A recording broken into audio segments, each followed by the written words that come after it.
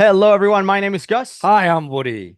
Today we have a special episode because today is the fourth anniversary of Linnea Mills incident that we covered here on the show a couple months ago. And, you know, the request for us to talk about Linnea and what happened and kind of understand if there's something we can learn from it. There were hundreds of requests. Oh And yeah. the challenge sometimes for us to react to some of these is that you don't know what source to react to. Like there's so many videos about it, people covering whatever they learn online or maybe read through the core documents or whatever it is, and they're just making the video of whatever they think is best. But for us, the challenge is always to find the right source. And what we wanted to do for this special occasion is we wanted to hear from the people that were there. So today in the studio, you guys can see it now.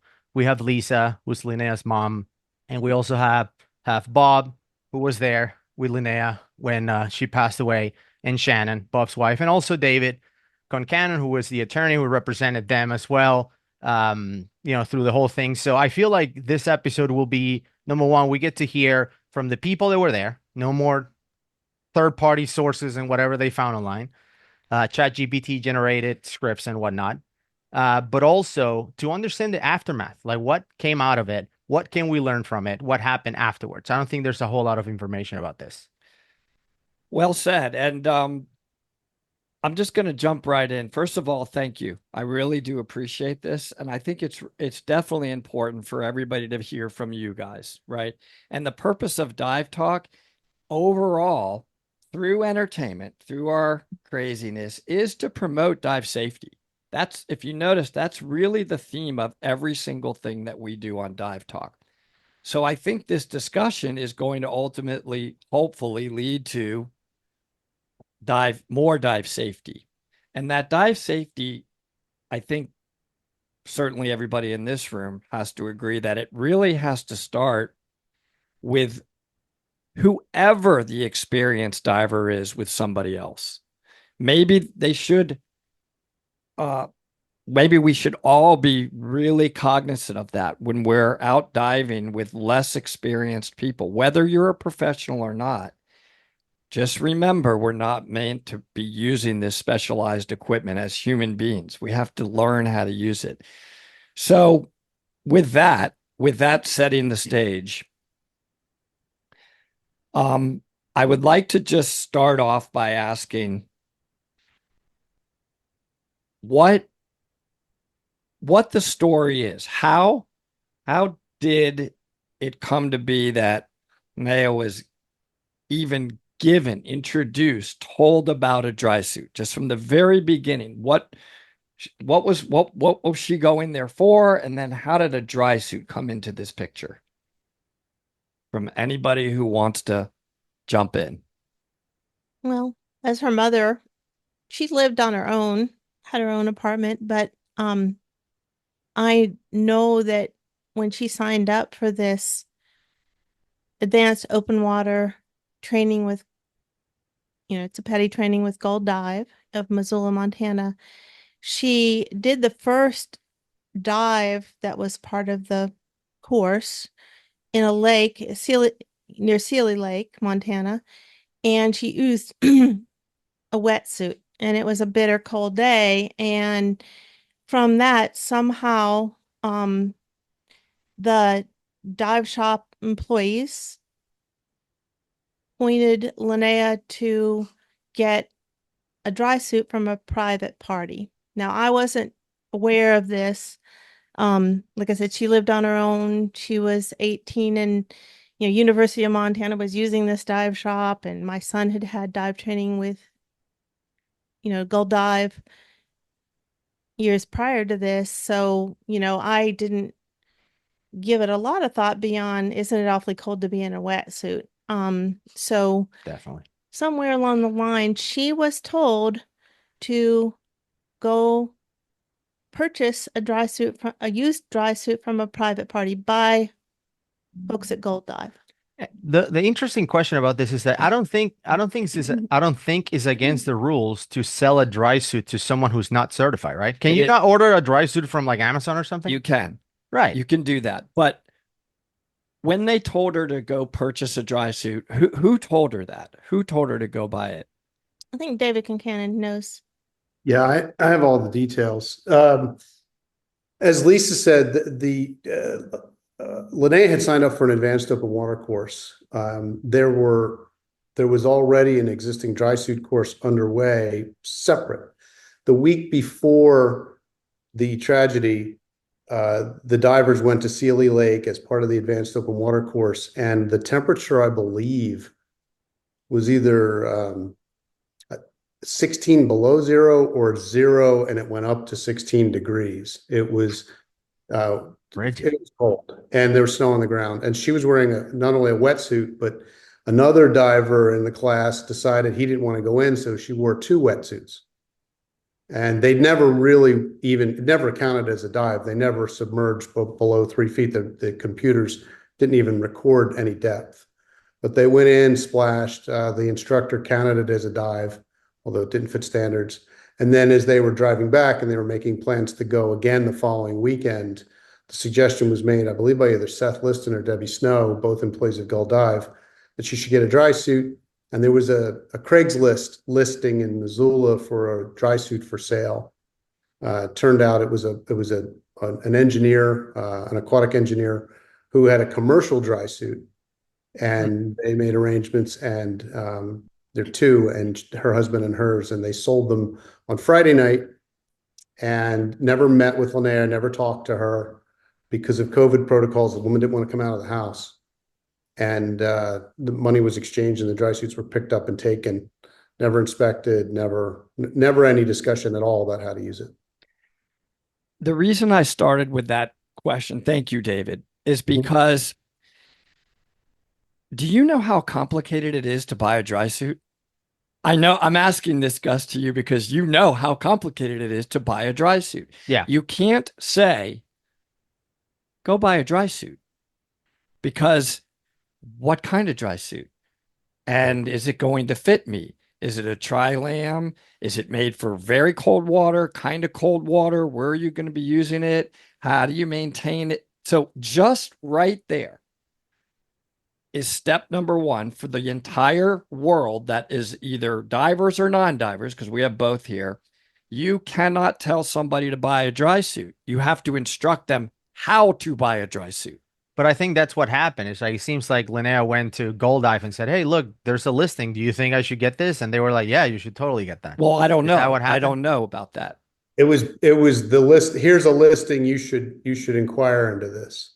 Okay. Linnea was unaware of the listing. The dive Oh. shop, they monitored equipment for sale, and so the listing was provided to her. I see. And then So- she went to buy the dry suit with it was actually a guy who was an employee of Gull Dive starting that weekend. So Friday, she and the other young guy, very young guy, college student, go. They each get a dry suit, and then Sunday they drive up to Glacier. It's about 3 hours north of Missoula. In between, no inspection of the dry suit. It's a commercial dry suit made in Canada, so it's got a DIN fitting. It won't fit the rental equipment from Gull Dive. That comes into play. Zippers are a little wonky. That comes into play. You have a photograph of the dry suit never closed completely. It was open about 4 or 5 inches in the back.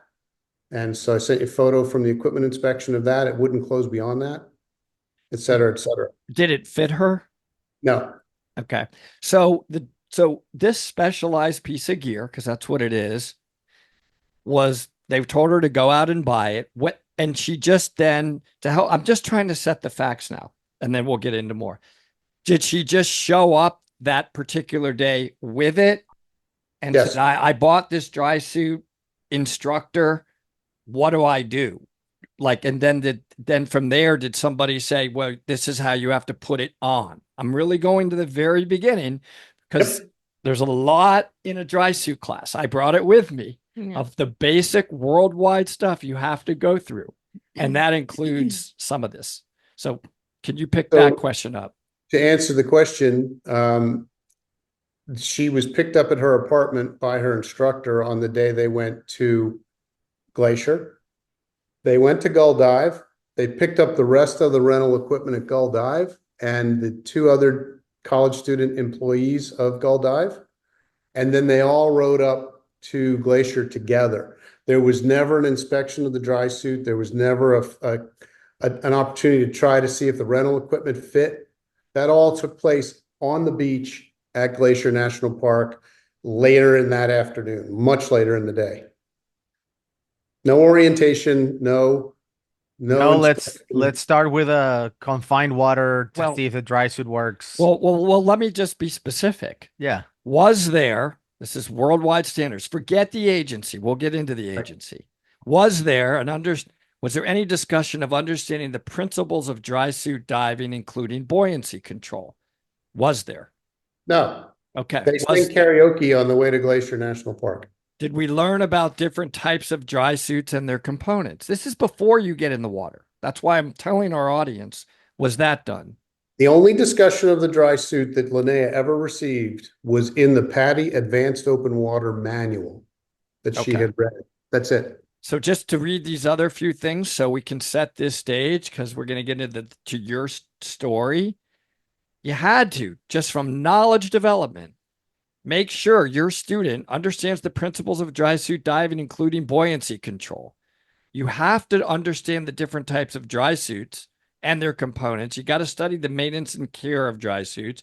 You have to understand the thermal protection and how it differs from wetsuits, including the undergarments, which can absolutely affect what's going on with your wading. And then recognize the potential hazards and emergencies procedures specific to dry suit diving. And I know you all are, we're all in the know as divers, but remember, we're talking to a huge audience that's like, well, what's the big deal? You're going diving.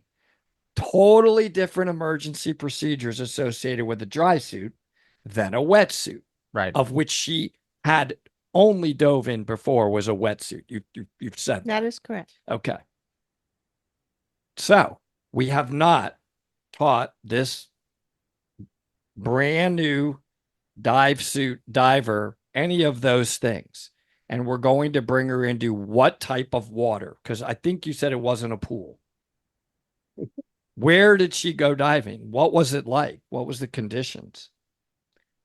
It was Lake McDonald in Glacier National Park, at a fairly high altitude. And the water was, I'm trying to remember what the temperature was. Seemed like it was in close to 50 degrees or so. Cold. So Bob, do you know of any of this, or do you just show up that day, November 1st, like meeting Linnea for the first time? Like, do you know anybody there?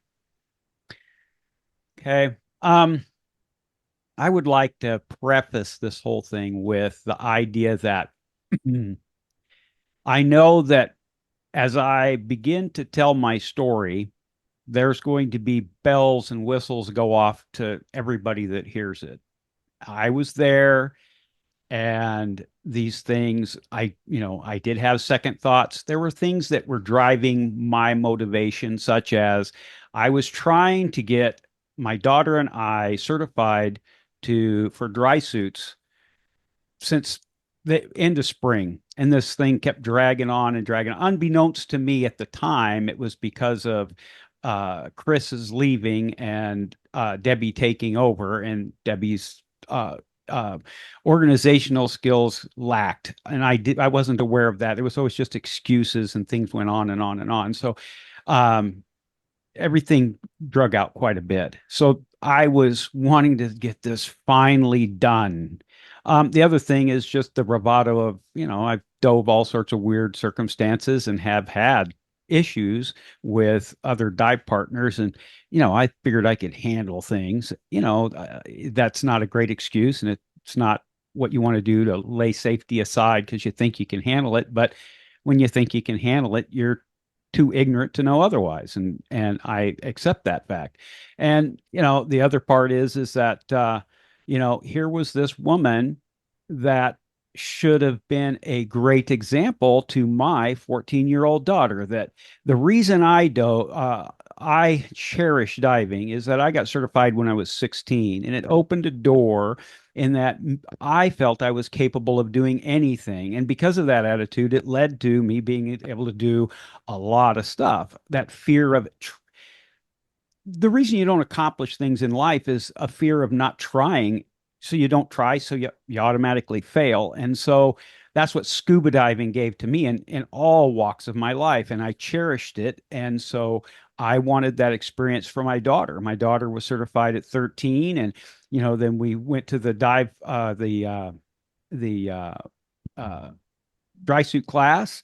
And this was going to be an opportunity to take my young daughter and help mold her to be a successful person. And I thought a woman diver would be a great example for my daughter. So those three things, and probably others, but those three things really allowed me to kept, I just kept stepping over all the problems as they appeared in this situation. It just, I mean, when you get done hearing it, you're just not going to believe it's possible. But anyway, and then the second thing is when you guys try to friggin' uh, give these comments of I should have this, I should have that. In this circumstance, I got 4 years of every day thinking I should have this, I should have that. You're not going to come up with anything new. And as of yet, Linnea is still gone. It hasn't solved anything. So if you want to do that in the comments, that's fine. But really, you have.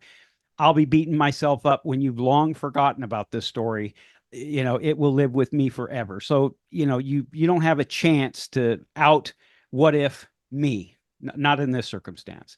So I would like for a continuity to take some time and just tell the story, and then you can come in with all sorts of questions. My wife is going to take and interject at a certain point because she had interactions with Linnea and Seth Liston and even Debbie on the beach. And, I witnessed it.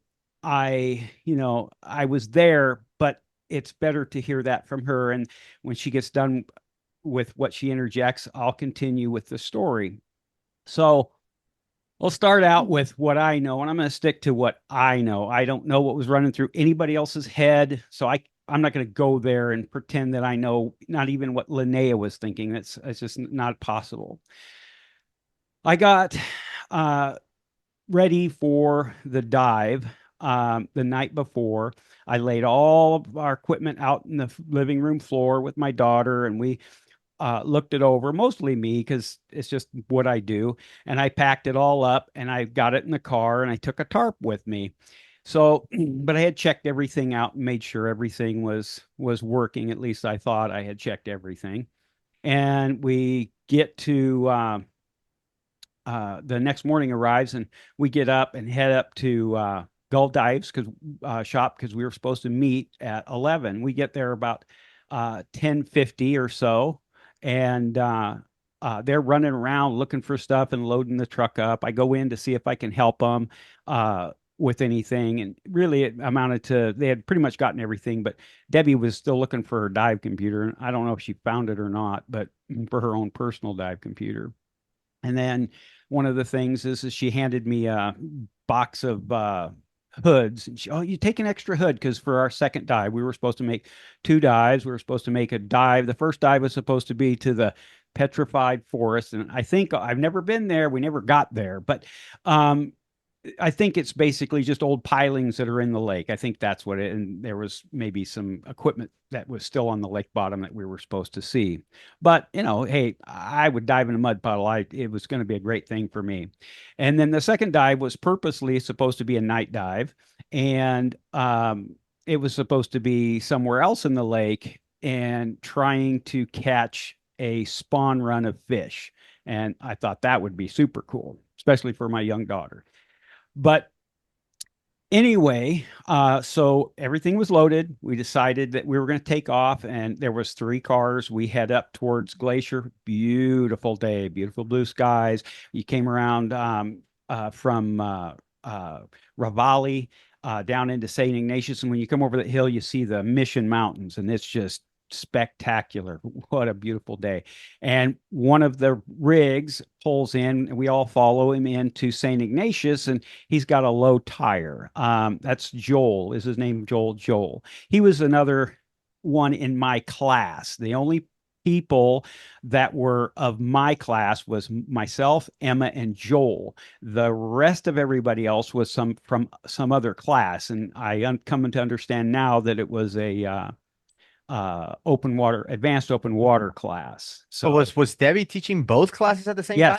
yes. So It was- how many okay, total were in this I dive? I get it. I know you want a bajillion questions, but Okay, yeah, I'm go on a ahead. roll. Yeah, All right. And yeah, I if you agree. Do it. I agree. I'll become disjointed. We can always we can discuss that all you No, want. right. good. So- let's not talk. We headed up to he decided to turn back, and he headed back to Missoula because he figured he's going to have it was going to finish going flat, or it would get worse or whatever. And he apparently left some of his gear. It was thrown into Debbie's rig, so he was not in possession of his equipment. It was in the back of the truck. I didn't know that at this time, but we headed on up, followed her all the way up into the park. We went all the way up to McDonald Lodge, and she pulls down a little back road, and she pulls out, and she goes right out onto the beach. So it's just her car and my wife's car. And my wife's car at the time was a little Ford Focus, and we weren't going to be able to drive down onto the beach. So she stops. I said, just hold on here. I get out. I take my equipment, my tarp, and I take it out to the beach. And she goes back and parks the car in a handicap spot by one of the rental cabins. And everyone else is getting out of the truck, and they're getting ready to get their equipment ready and going. And so I kind of didn't pay attention to them. They had their own thing to do. And so I laid my tarp out, and I put my dry suit out, my daughter's dry suit out, Finn's mask, everything just as we would wear it on our bodies, with the exception of the tank at the head. And then I slipped the BCDs on it. And I'm looking things over, and I think everything's good. Well, my daughter was looking her own equipment over, and she points out, she goes, Dad, my regulator is broken. And I go back and look, and I was quite shocked to see that it was broken. There was no pieces in the bag, so it didn't break in the bag, me throwing it in the back of the truck. And what I recall is when a month earlier, when we had finished the last pool session, my daughter was doffing her kit, and the regulator fell, and it hit the pool deck, diaphragm cover down. And that must have been when it shattered. I didn't pay attention to it, but my daughter caught it. So they're kind of still milling around at the back of the truck, and I go, oh no. So I go over, and I go, my daughter's regulator is broken. Do you have a spare? And she pauses for a second, and she goes, no, I don't. Let's look at it. Let me see it. So we walk over and look at the regulator, and I was going to bring it, but it's more fractured now than it was. So it'd make it look even worse, but it was fractured, and I could see easily the shard of that diaphragm hanging up, or the cover hanging up the diaphragm and causing a free air situation. Just, my daughter with very little experience would probably have panicked. So I was concerned, but I deferred to authority and all these other motivations that I mentioned at the start. She goes, no, it'll be okay. It'll be just fine. She can put her tongue in the mouthpiece if it free airs, or she could, use her finger, blah, blah, blah, whatever she said. Anyway, it kind of made me angry, but I wanted to get this stuff done. So right off the bat, there's starting to be things going wrong. So Red flags. anyway, Emma and I ended up getting our dry suits on, and we're dinking around there. And Debbie's not even started to put her equipment on, and Seth and Linnea and them are struggling to put all their just gather their stuff up. At that point I really didn't notice anybody actually putting any equipment on, and we're kind of milling around, and Debbie comes over. She's still not started yet. And she asked me to take and take Emma out, kit her up and take her out and check her buoyancy. So I said, okay, that's fine. So we get all of our equipment on and we get out into the water and I check her out. She ran 24 pounds of lead for the pool session. So because she wasn't wearing an undergarment in the pool set, just her swimsuit, and she had a hood at the lake where she didn't have a hood in the pool, I upped it by 4 pounds. So because they had 2 pound increments.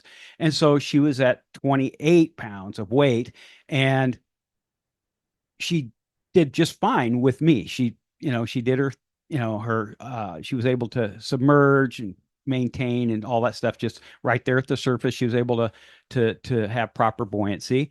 And I thought, and she, like I said, she did perfectly at the pool. So, and if you can control your buoyancy in the top layer, top of the water, it gets way easier as you get deeper. So I didn't think there would be any issue with what was going on with that. So we're dinking around, waiting for him, and conversation continued. And there was conversation between my wife and everyone. And I'll let Shannon take over from here for that. And it's important to hear, and it's just makes this even more ridiculous.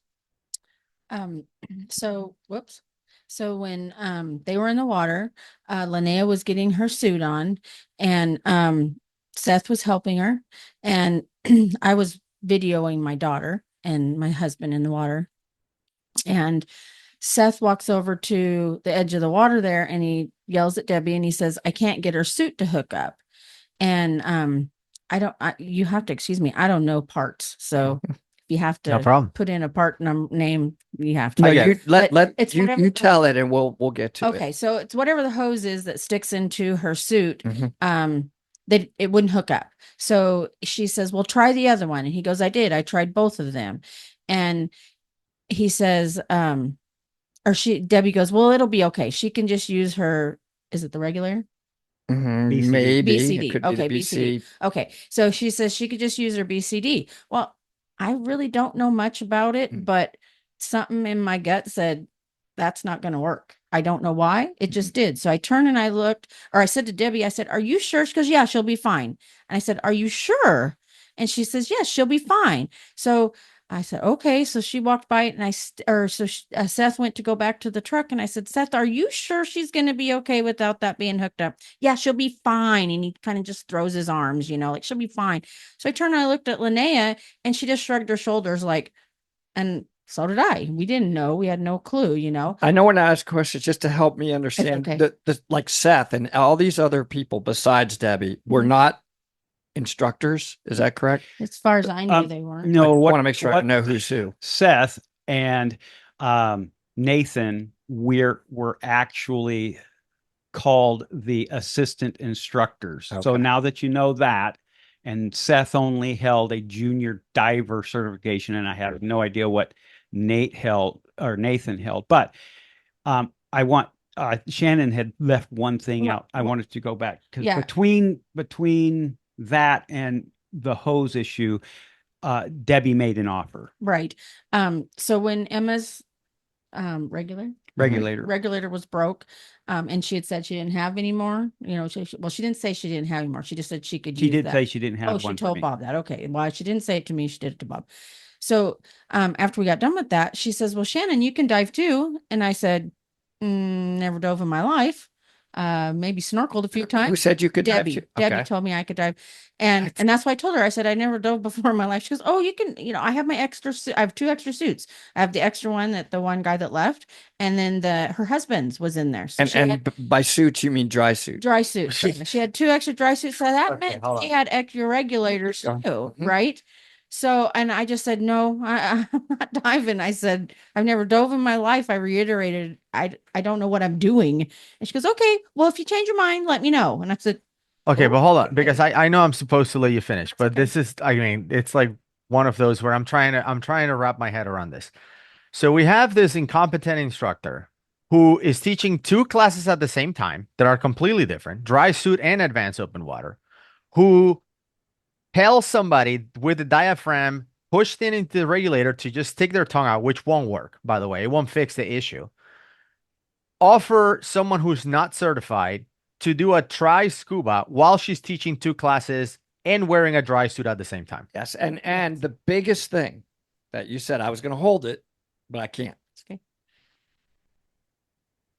She basically, this Debbie, from what you just said, was confusing the connector that went to Yes. the dry suit with the buoyancy compensator device to control buoyancy. You did Correct. pick that up, right? Correct, She- of course. It's not that she confused She it. said, well, it'll be fine because you have the buoyancy can control the compensator buoyancy hooked with up. the But BC. that has nothing to do with why we hook With up Yes, yes. the dry suit inflator so we course. don't squeeze. Just Okay. so I Yeah. want, again, for us, we get it. Ugh. But these details for everybody listening are life and death. Right. So right. that's, I can't leave that out. So now, So continue. after that happened, there's trying to get her hooked up, right, and get her ready. And I turn around and I notice Linnea, and now my husband and my daughter, every piece on their suit and whatever that other thing is that they have all the BCD. hoses. Yeah, see, I told you I don't know what hoses, they are. tank, all Fine. They have a place. Bob has hooks for everything.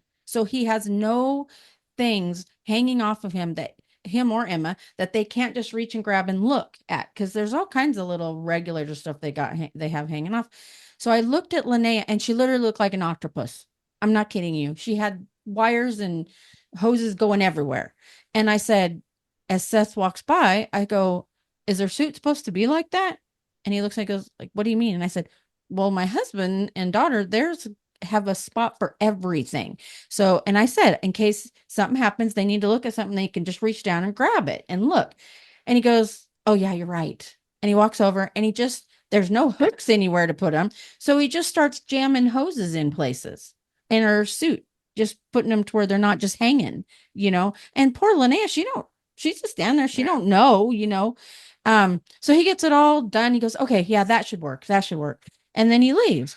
And Linnea and I just kind of look at each other like, what in the world just happened? Where's Debbie? She's in the She's water in the with water Bob with and me at Emma, this point. trying to get Emma situated.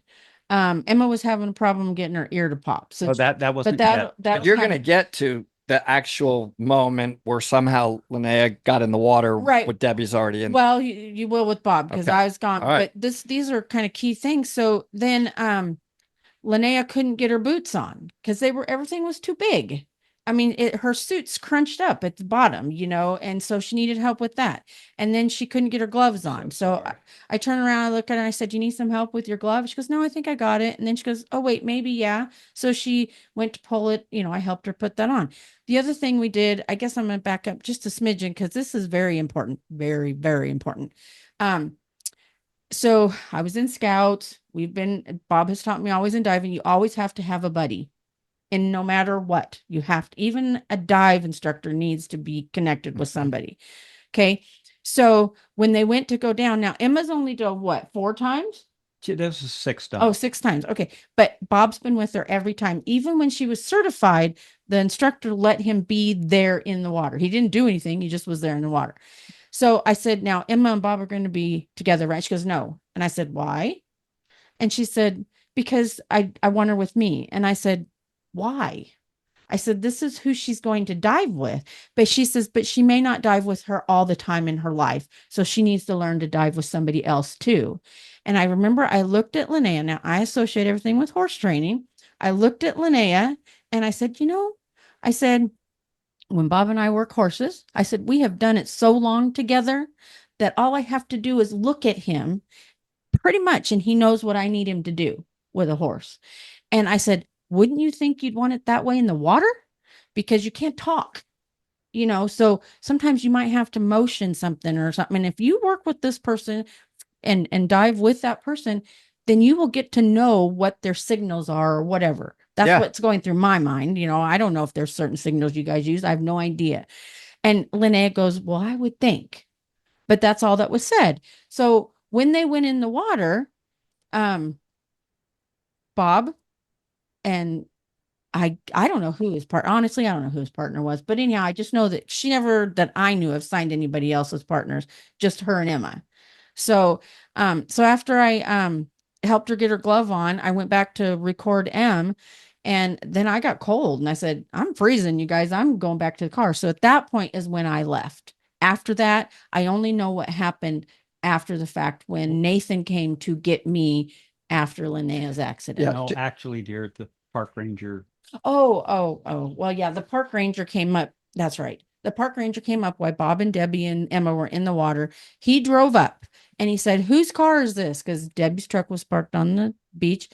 And Debbie says, "Well, it's mine." He goes, "You have to get it off the beach. You cannot be parked on the beach." So Seth and I and Nathan all start throwing everything, and Linnea start throwing everything in the back of the truck, and we got it all back in there. And they were partially suited up. So Debbie goes, "Shannon, my keys are right there. Just move the truck." So I got in there and I moved her truck up by where my car was parked. So and that whole time the park ranger just stood there and watched us. He never said anything to me anymore. So he just kind of stood there and watched, make sure we did that. And then honestly, that's when I came back down and said, "I'm cold, I'm leaving." I went back up. He must have left. I don't He- even remember seeing him He again. he actually took and talked to Debbie to discuss with her what was going on, and she explained what was going on. So he knew that it was a dive class, and that has its own ramifications, and that could have stopped it also, but they didn't do their job either. So we ended up. So, David, what is the park ranger supposed to do in this case? Well, a couple things. Number one, that park ranger was a certified dive master. By And Gold Dive? no, another, but he was an experienced dive master, certified. Okay. He came upon this group late in the day. We're about a half an hour before sunset.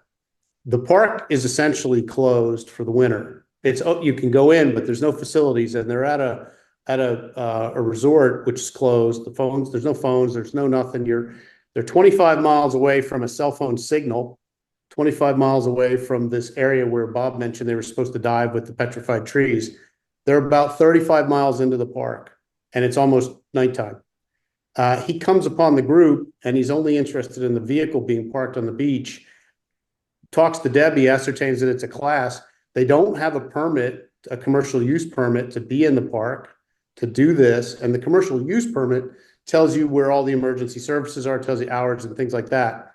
And so he figures out what's going on, tells him to move the truck, and then he leaves. End of story, because he's going off shift. What did anybody have an emergency action plan in No. this? Okay.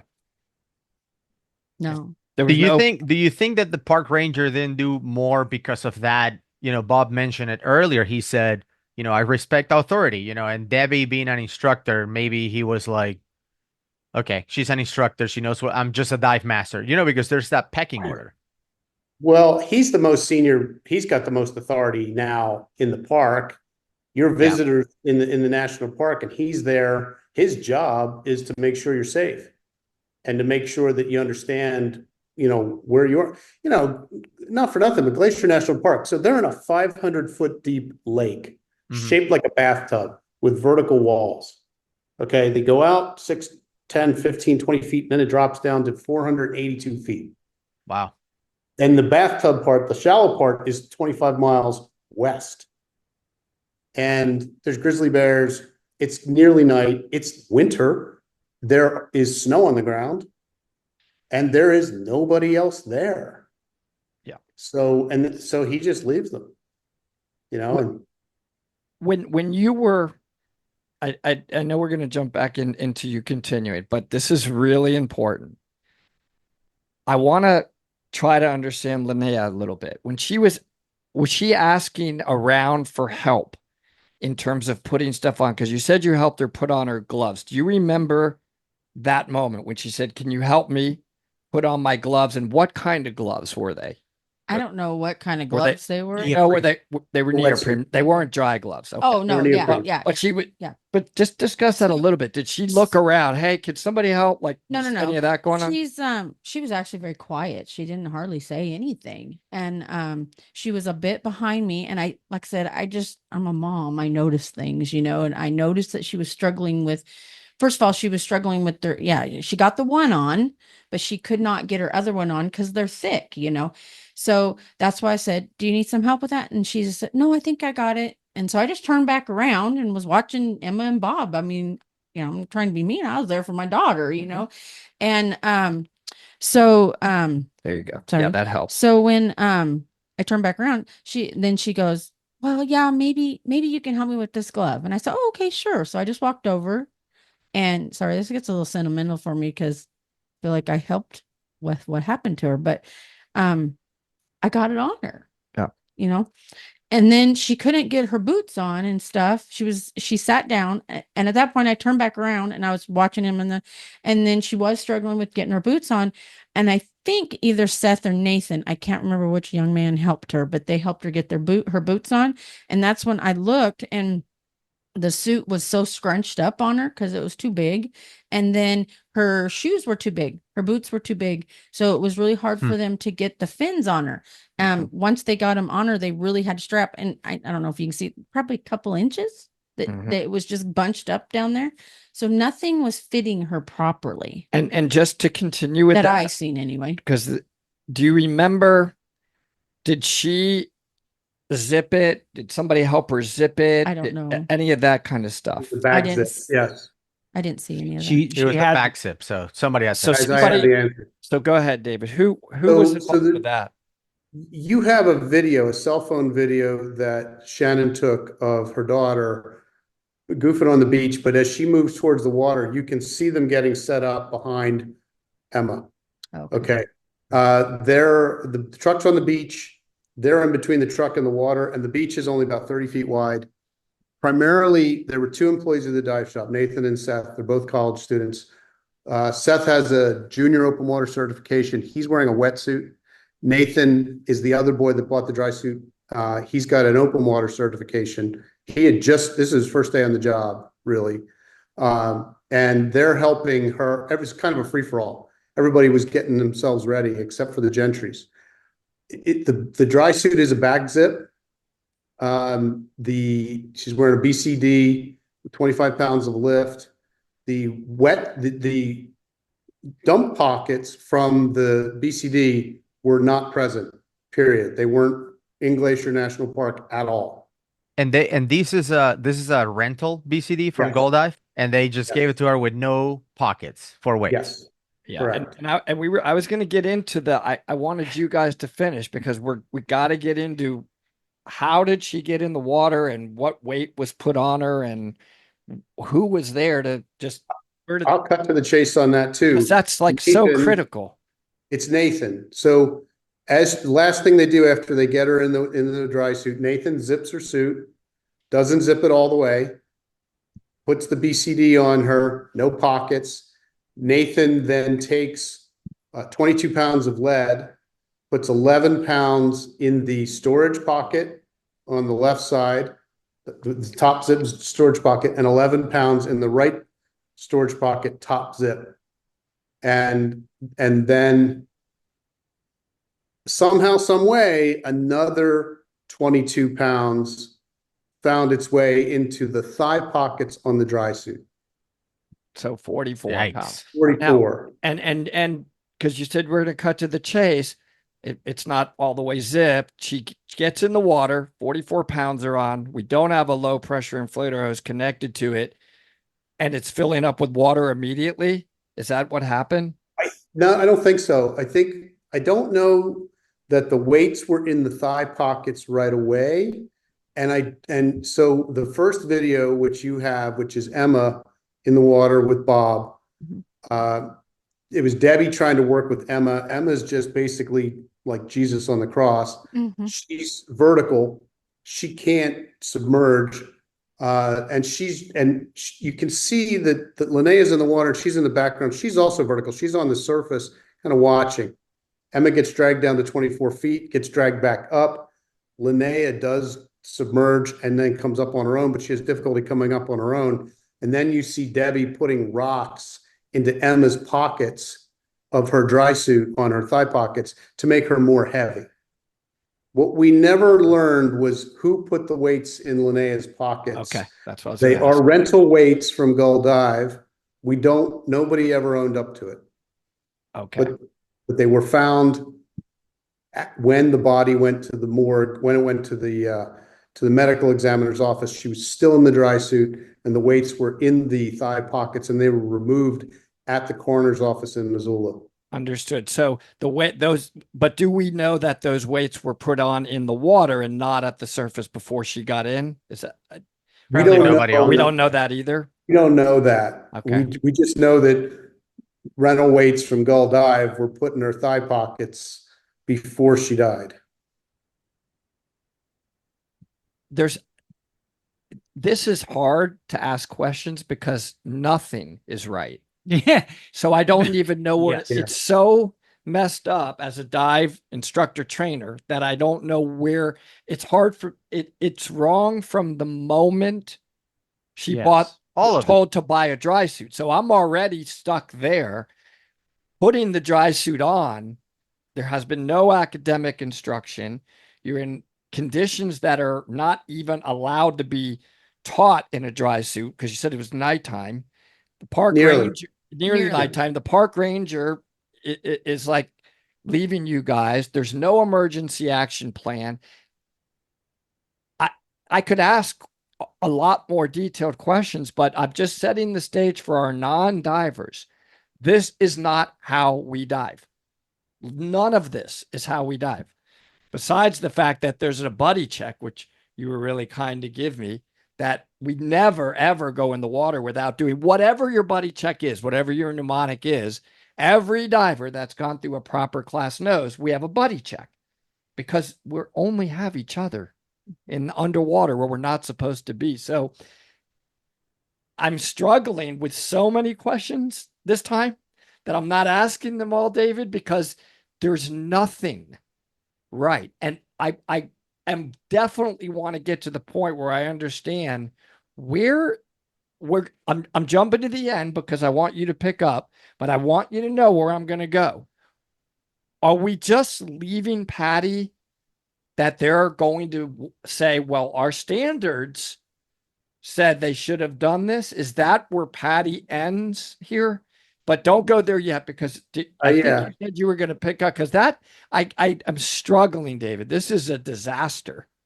Let me make a point that's important at this point. This is not jumping ahead.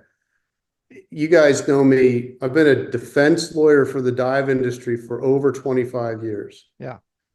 I got involved with Lisa and Scott and the Mills family because my wife is friends with Lisa, and we expressed our condolences. And they didn't know what had happened to their daughter. They're not divers and they didn't understand. So my wife and I made the offer. Well, if you have any questions, David's familiar with this and he can help you. That's how I got involved. And then I became almost depressed and reluctant to call the Mills family because every time I called, I had to start the sentence with, "You're not going to believe this, but," and I've never seen this before, but. And those were extremely difficult conversations. And I would love to say that there was a time when they ended, but there never was. Wow. And just from my perspective, you're amazing. You, because Bob, I think you are because Bob is. Bob. Bob's That's a what hero. I'm talking about. You I'm are. sorry. I thought Whatever. no, I don't Bob's a know. hero. I don't know what comments are going to come either. Right. I mean, we get them all the time, good, bad, whatever. But I have been diving for a very long time, and I know how much is going on just in the moment of preparation of getting your daughter, yourself, instructors in the water. Linnea's never been in a dry. This is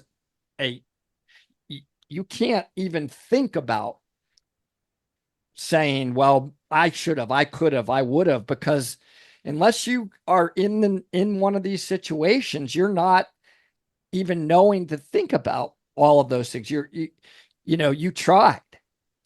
So I don't want, I heard you earlier say that. And I just want you to know from our standpoint, like, I think None of that as we continue through this story. Zero. Zero. This story is like, I would relate it to like running hurdles. Um, un, but you can't see all the hurdles coming. All you see is the one in front of you, and you think you clear that hurdle, and it'll all be smooth from then on out. And once you've once you've jumped that hurdle, the tendency is I just jumped that hurdle. You aren't thinking about the other 12 hurdles that you jumped prior to that one. So, you know, there maybe other people think differently, but for me, as each one of these things popped up, and they did, they did ring alarm bells in my head. It's not that they didn't, but it's too easy to rationalize them away. I had, as I mentioned, those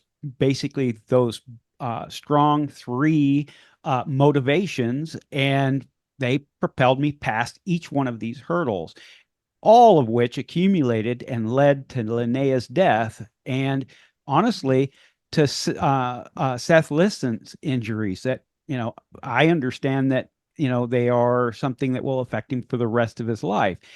He's not, it's not just Linnea. He was injured that day too. And I'll be real honest, Debbie, however you feel about Debbie has to suffer for her own, her own, her own mistakes or carelessness or whatever. I get that, but it's unnecessary for her to even have to suffer if things were done right, and so we're all doing the same thing. We may recognize something is not quite kosher or not quite, posh or whatever, and we step past it, and that hurdles go, and I go on to the next thing. Things for the next 2 minutes, 3 minutes go good, and then you're hit with another. So yeah, I get it, I understand, but it's looking back at it is always 20/20 vision. So Of course. I look at it and I see every one of those, and every one of them are a regret. And when people listen to this story, they're going to look at it and go, what in the world is wrong with you? I'll tell you, I got to live with it for the rest of my life, so I get it. I understand. It's not a easy thing to do. But Bob, you were not the official PADI Oh, instructor. I get that, but You were I have compassion. To be honest, I only spoke with Linnea 2 sentences. I know. They were basically, yeah, hi, how are you? That kind of thing. That's it. But I still feel for your daughter, the loss of your course. daughter, and to have to witness what I witness and be a part of it. It drags on my heart every day. And, you can say whatever you want to, but I can't. If I can't, I've had to come to grips with it, and I make it work. Every day, but it's still a part of me. It's going to be a part of me till the day I die. And I appreciate your kindness, and I appreciate, especially from you and your whole family, the kindness that you extended to me. I greatly appreciate it, but even that isn't going to make it go away. But back to this narrative, Shannon had these conversations. I witnessed them. I just thought it was best that she speak it in her own words, since she was a part of it, instead of just me trying to relate it. So once while she was witnessing and helping Linnea, Debbie Snow was with me and Emma in the water, and she had me check her equipment for leaks and all the buddy check with her. And I took and, we were waiting for everybody to get done. And the ranger came down, ran the truck off the beach. And then, shortly after that, everybody finally was kitted out, and they came into the water. When we first got into the water, Debbie's whole thing was kind of to glom onto my daughter. And I know my daughter. My daughter has a very difficult time clearing her ears. So as we go down, as we dive, I take and coach her. Just a foot, 18 inches, clear your ears, clear your ears. And I have to do that at least for the first 15 feet. And once we get past that, she's generally good, but you have to work with her to get it down. Debbie Snow just kept trying to pull her down. But before she got to the ear issue, the issue was buoyancy. Now I had her weighted, as I said, 28 pounds. And Debbie tried to get her to go down, and she didn't give my daughter time to she's inexperienced with her equipment. She didn't give her time to evacuate her suit properly to get, because it wasn't her BCD, it was her dry suit that was, adding to her buoyancy. And so she sends me out of the water for some more weight. So I go and get 4 more pounds of weight, and I'm putting it in one pocket on the one side because she has a DUI weight belt with the pull cords. I trained her and showed her how to use it, and we worked it really well to make sure that because if they're left very long, they'll tend to bind. So we exercised them so they'd slide real well, and it was performing perfectly. So I put my weight in the weight pocket, and she put her weight in Emma's BCD. Didn't find this out until I'm putting things away, and like, what's this weight doing here? So she tries again, and again she's impatient, and she can't get Emma down. So then she takes and picks up beach rock, and she's putting that in her BCD. And that's as David had described earlier.